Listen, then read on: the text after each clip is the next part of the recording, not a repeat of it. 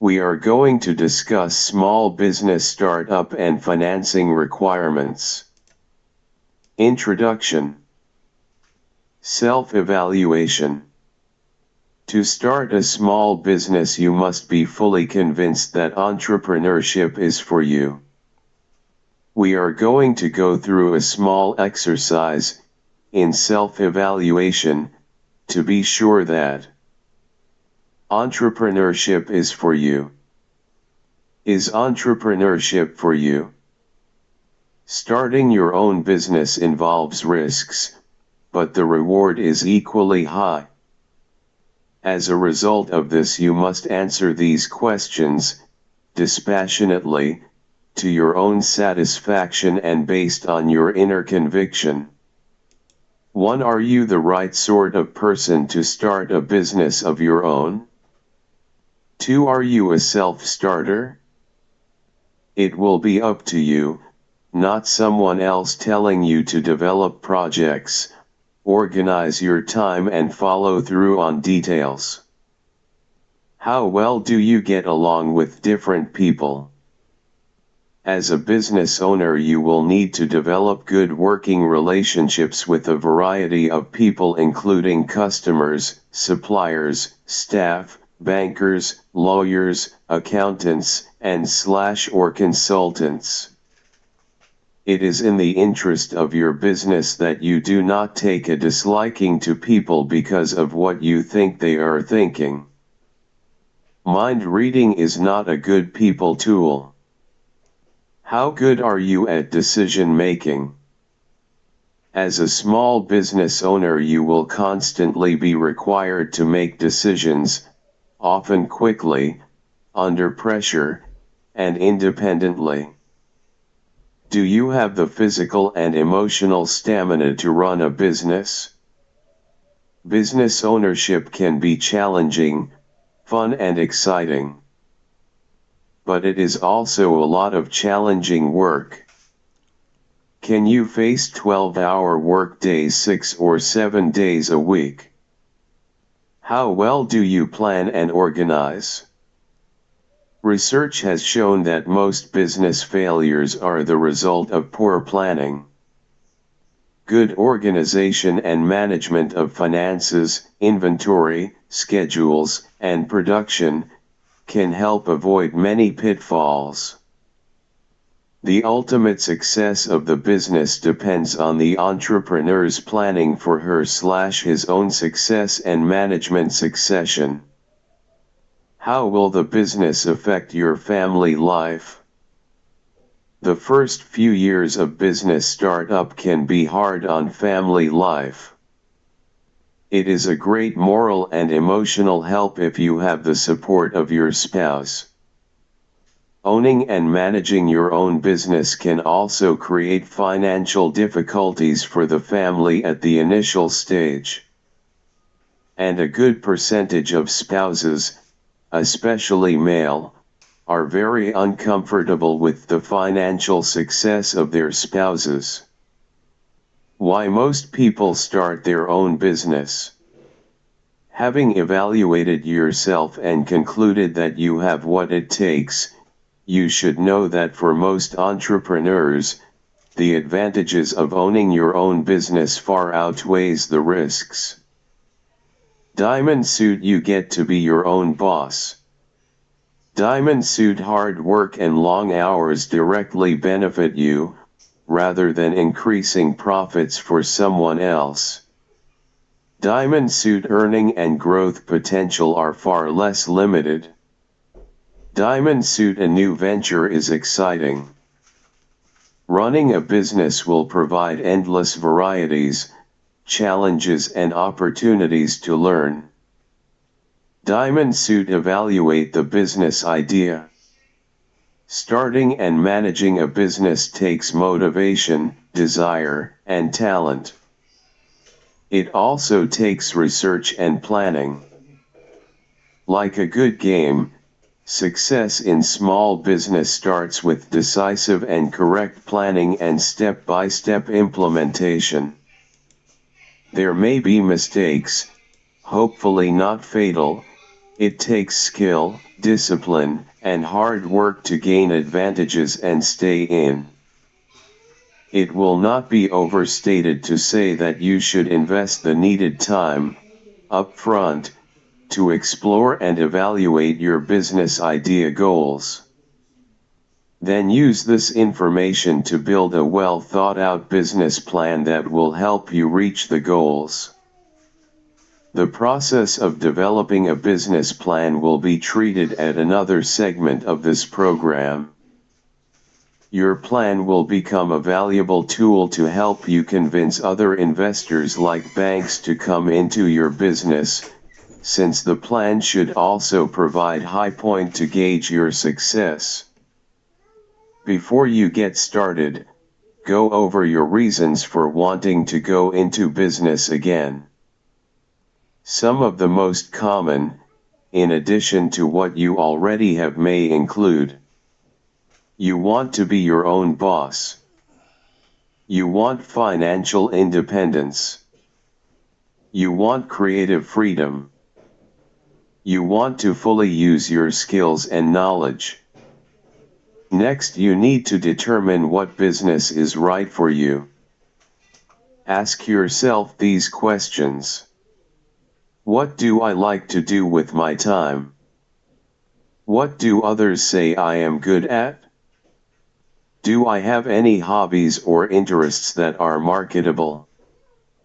What technical skills have I learned or developed?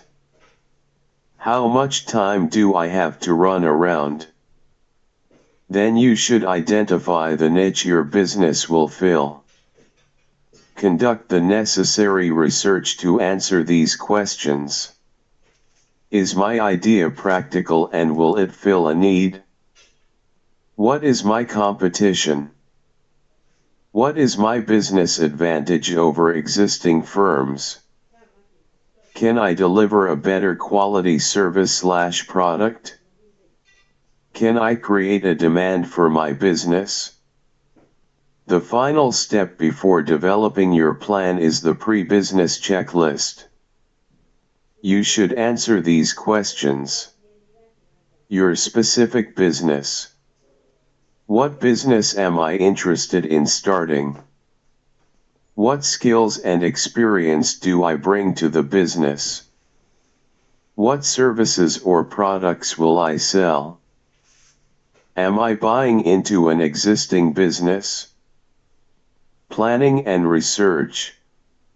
How do I conduct and obtain assistance on 1. Marketing, market research and planning, sales forecast, financial forecast. 2. Location. Where will the business be located? Will I rent the premises? Will I buy the premises?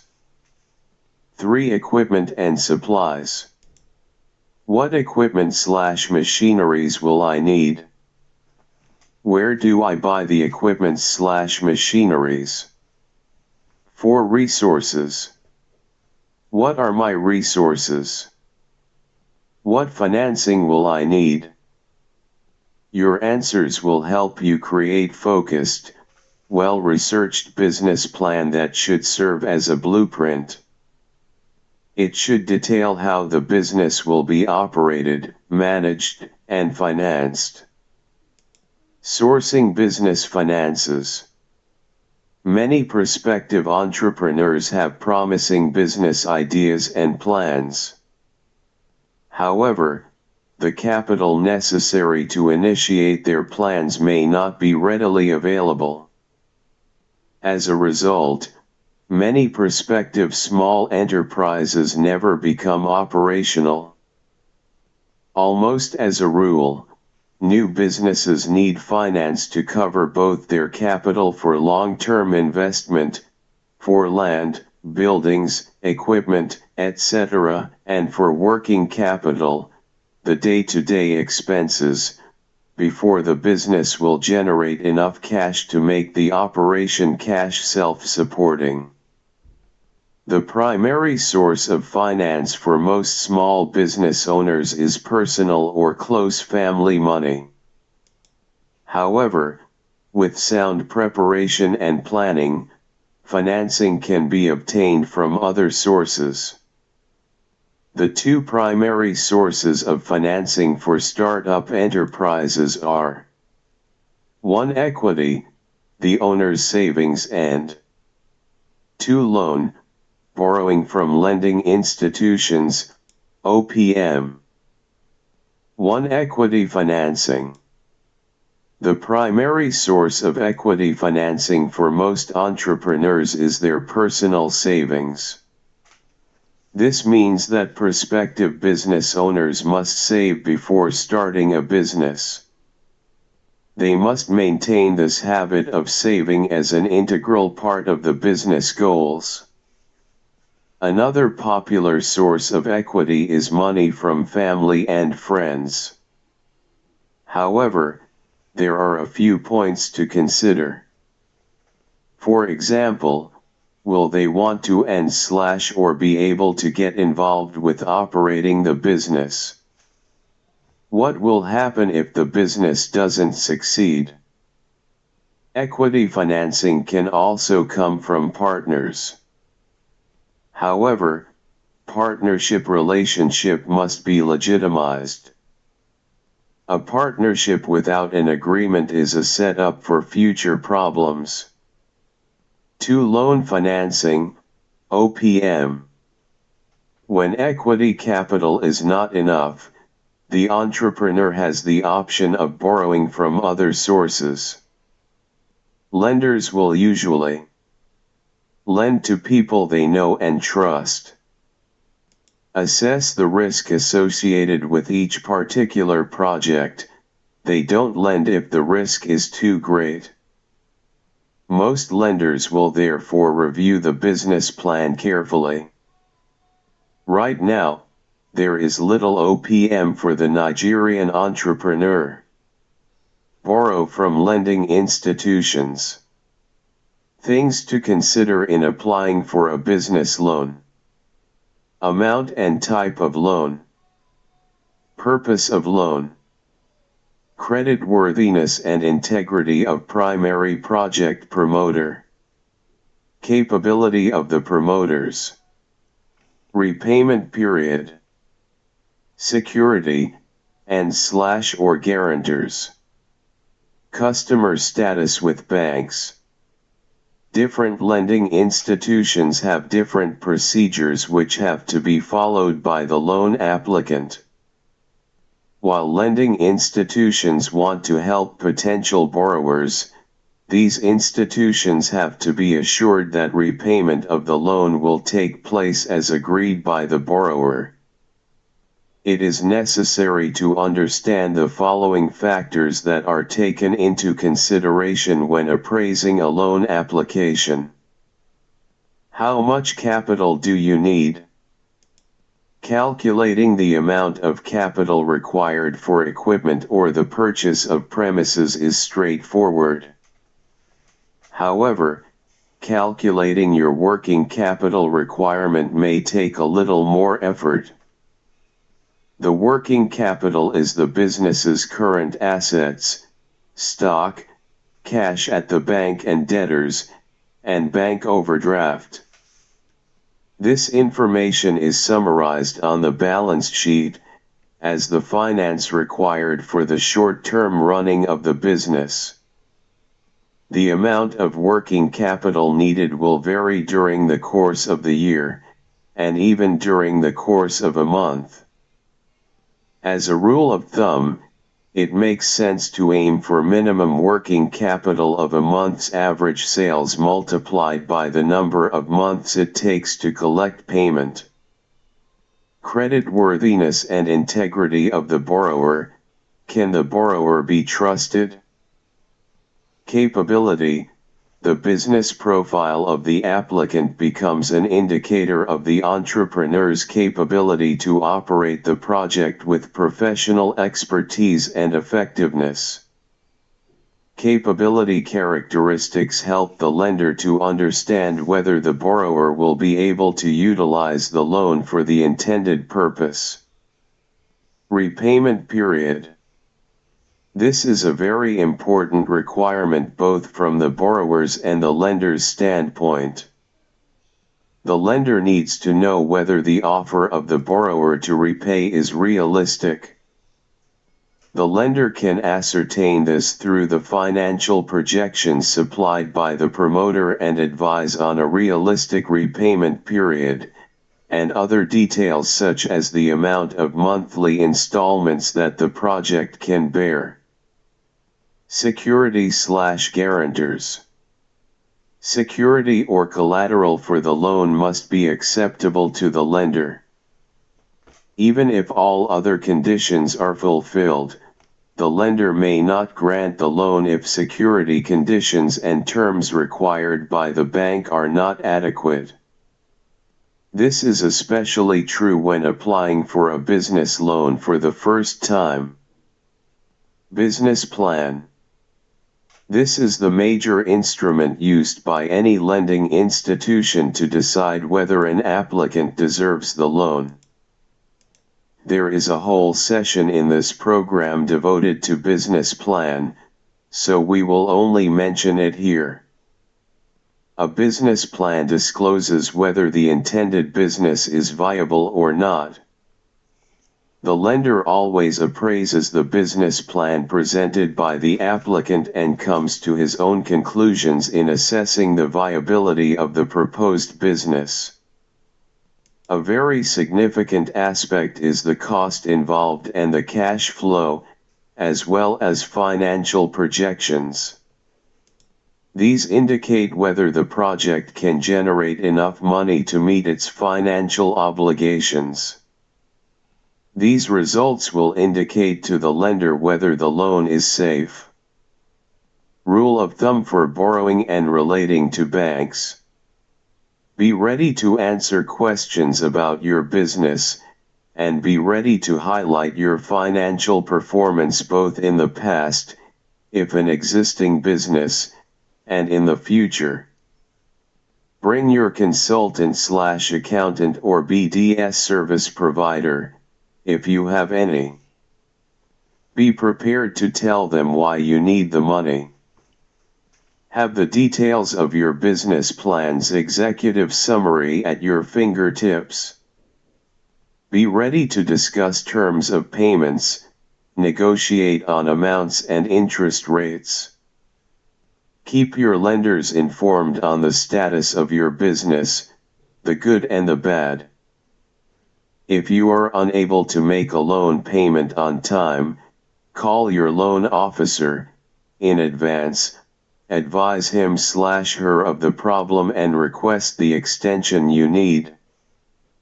Nigerian banks and the entrepreneur. The Nigerian financial sector often boasts of high liquidity, but banks are reluctant to lend to SMEs. Most banks do not have a department or a desk dedicated to SMEs. They regard SMEs as a high-risk segment. Most of the banks would rather pay the penalty for not meeting the minimum exposure to SME sectors of the economy than actually bother with being exposed to them.